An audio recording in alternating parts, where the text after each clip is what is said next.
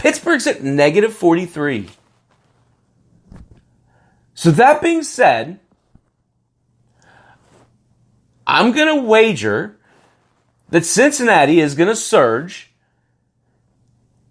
and these other teams are going to fall. Now, I'm not saying Cincinnati is going to be first or second.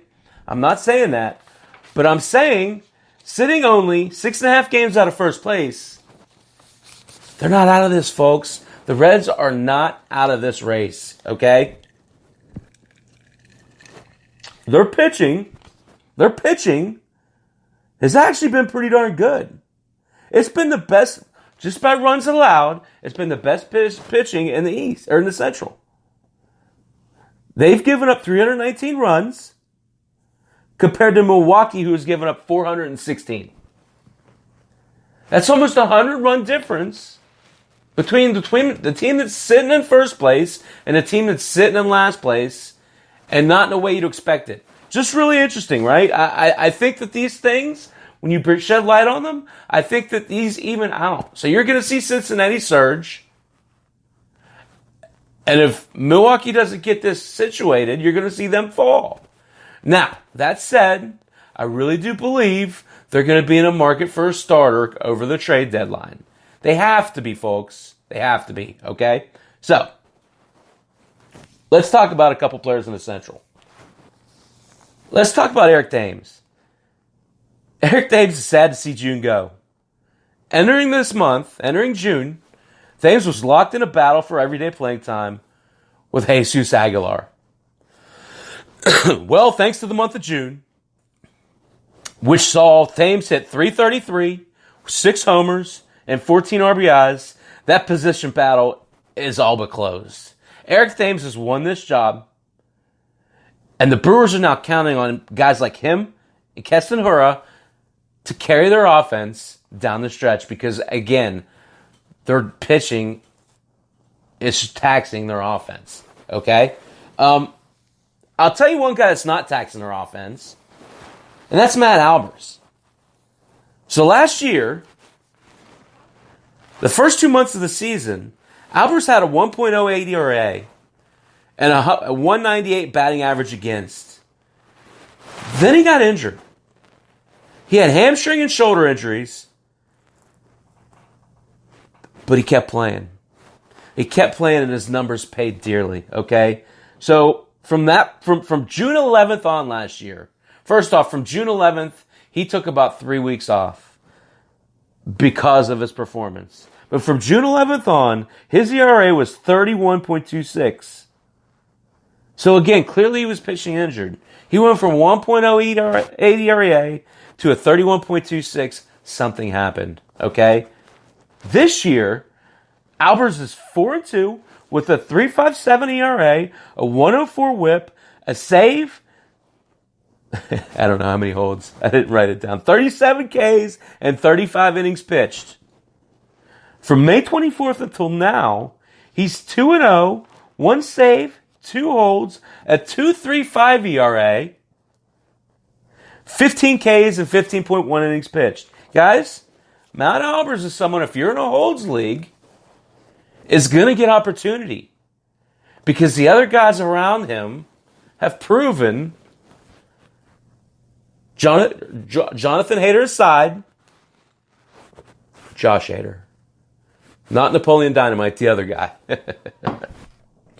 That they're insufficient. The rest of those guys are insufficient in the bullpen. So Albers is going to get a chance to pitch in leverage situations, guys. Okay? The Cubbies. My Cubbies. Craig Kimbrell is already having a positive effect on his bullpen teammates.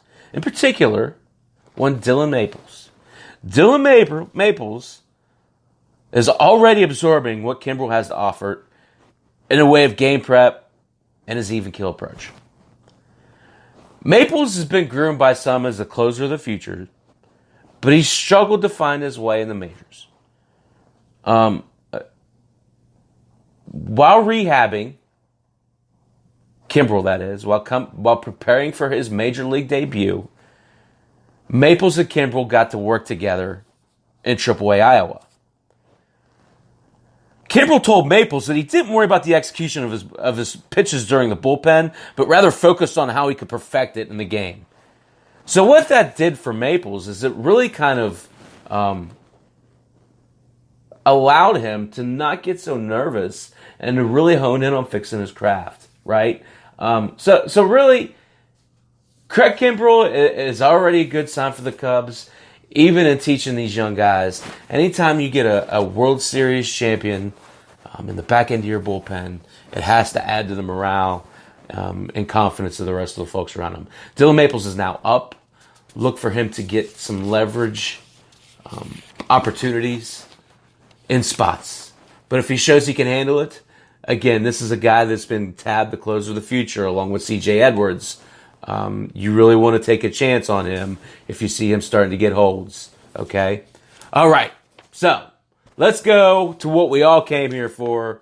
Maybe some of us didn't even know it. Anybody with me in the chat room? So, the AL East. The AL East is kind of, I've been saying it now for months. I am going to continue to say it because really at this point, I think the Braves, even though they're not perfect, are the class of this division. They now hold They now hold a 5.5 game lead on the Phillies. They are sitting at 50-35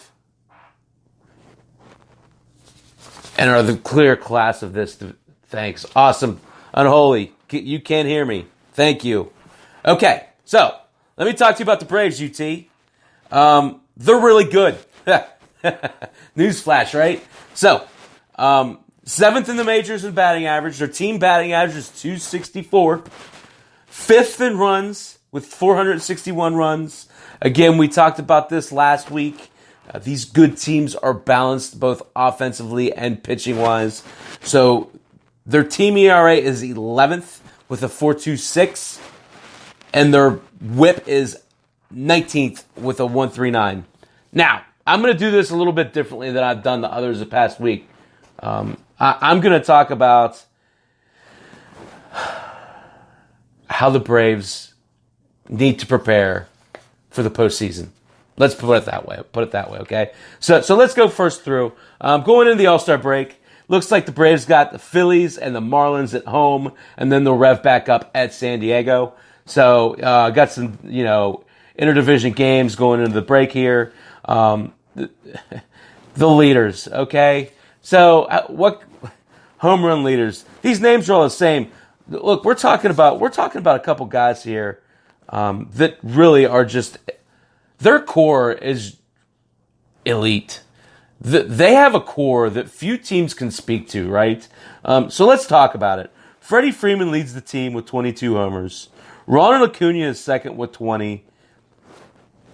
Josh Donaldson and Dansby Swanson are 15. Austin Riley has 14 homers already, which is 5th on the team. Now, mind you, he's been playing for about a month, okay? Runs. Ronald Acuna, 64 runs. Freddie Freeman, sound familiar? 63 runs. Dansby Swanson, 55 runs. Markakis, Ozzie Albies, 51 runs. Riley has 32 runs already.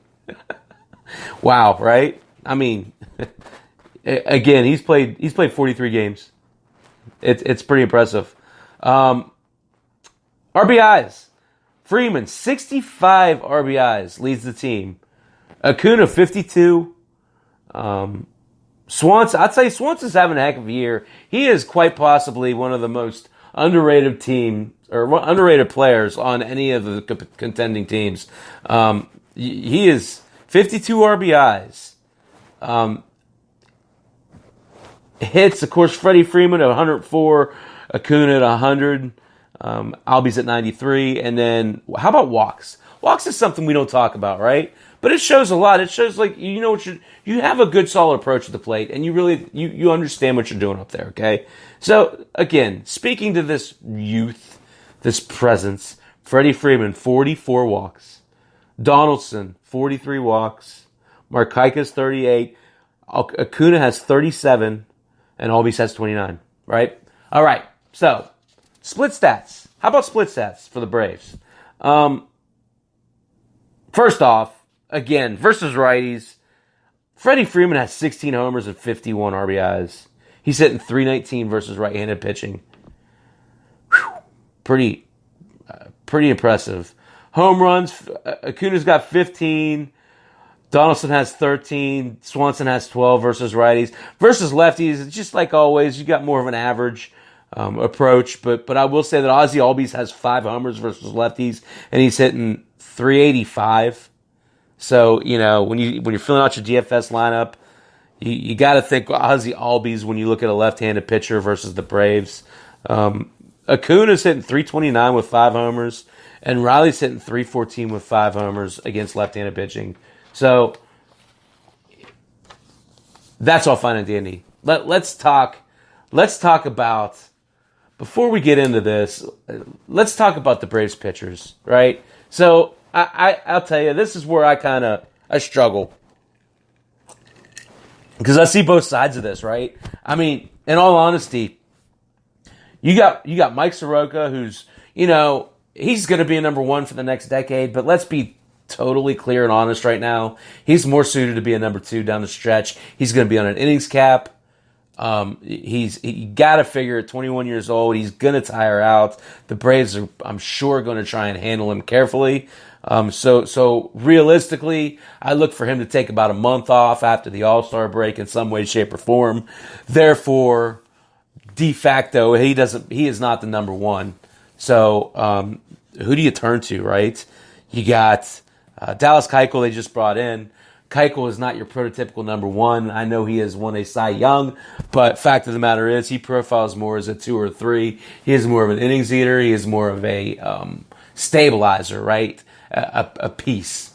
So at 1-1, a 5.06 ERA, a 1.78 WHIP, I look for him to more or less be your 3 during the playoffs. So who's your 1? I don't know. There are some in-house guys to consider. I first off, I want to start by talking about my personal favorites. If I can get to him. Touki Toussaint. Toussaint is certainly the guy that